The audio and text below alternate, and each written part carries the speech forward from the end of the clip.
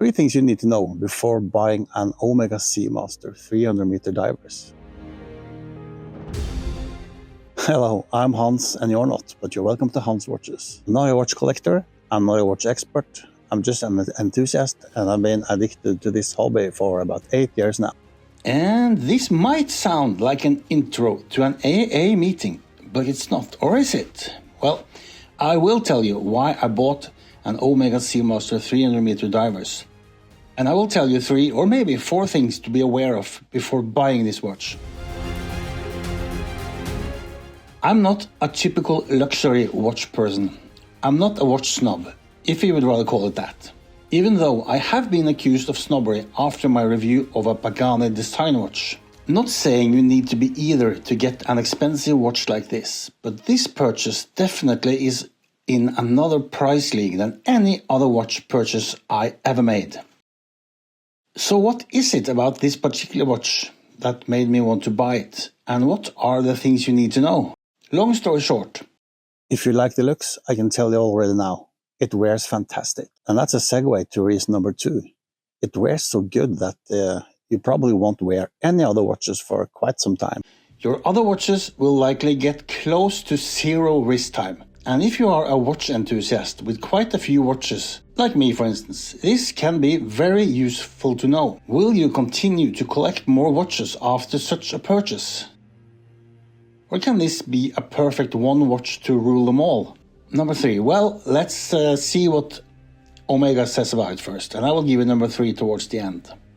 This is the reference number 212-41-20-01-003. And to say it with Omega's own words, Omega's Sport Seamaster collection pays homage to Omega's dive watch heritage. And this model features a black dial with a date window at the 3 o'clock position. The distinctive dial is visible through a scratch-resistant sapphire crystal. The black ceramic unidirectional rotating bezel is mounted on a 41mm stainless steel case with a helium escape valve at 10 o'clock. The watch is presented on a stainless steel bracelet. This Omega Seamaster 300-meter diver is powered by the coaxial caliber 2500 chronometer.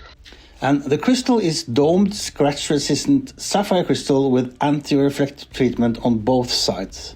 The bracelet has a fold-over clasp with a diver extension which attests to the diving purposes of the watch. And the bracelet, well, I gotta say, I think it's fantastic.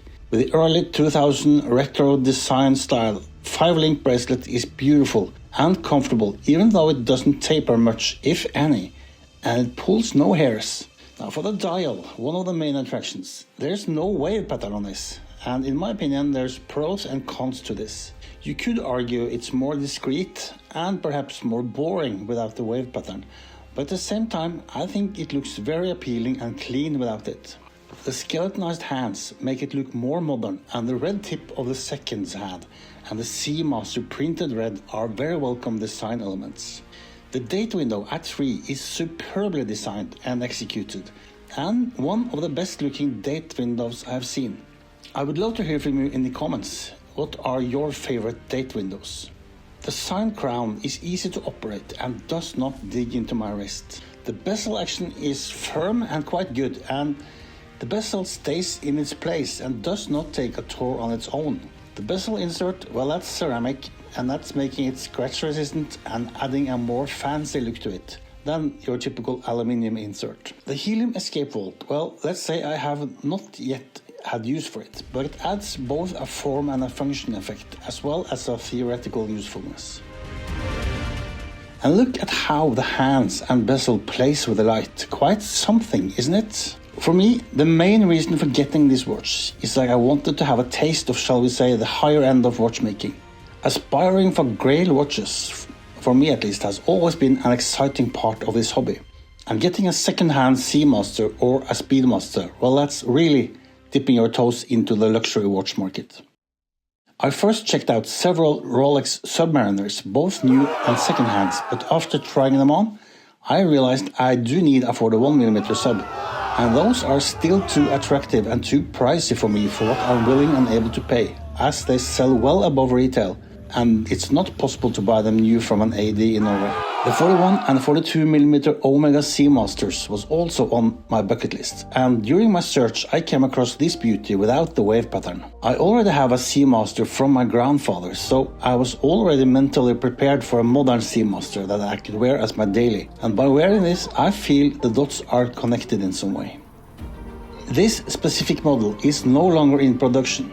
It's actually 7 years old, so I had to get it used. Still, it looks in great shape, and I paid the typical market price here in Norway, around $4,000.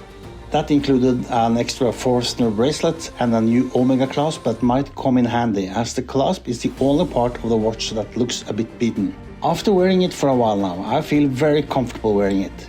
It's not a Rolex for good or bad.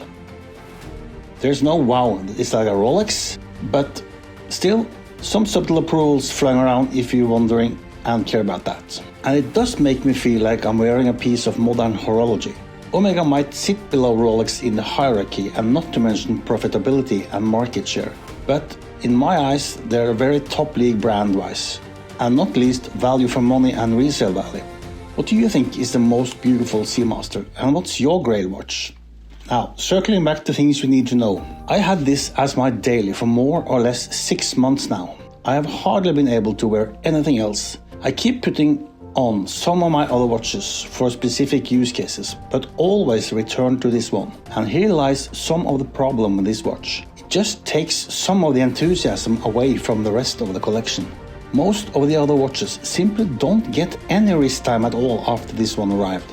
And what I'm looking for and planning to purchase, well, that's even more Seamasters. Specifically the new versions with the wave pattern and the old Peter Blake.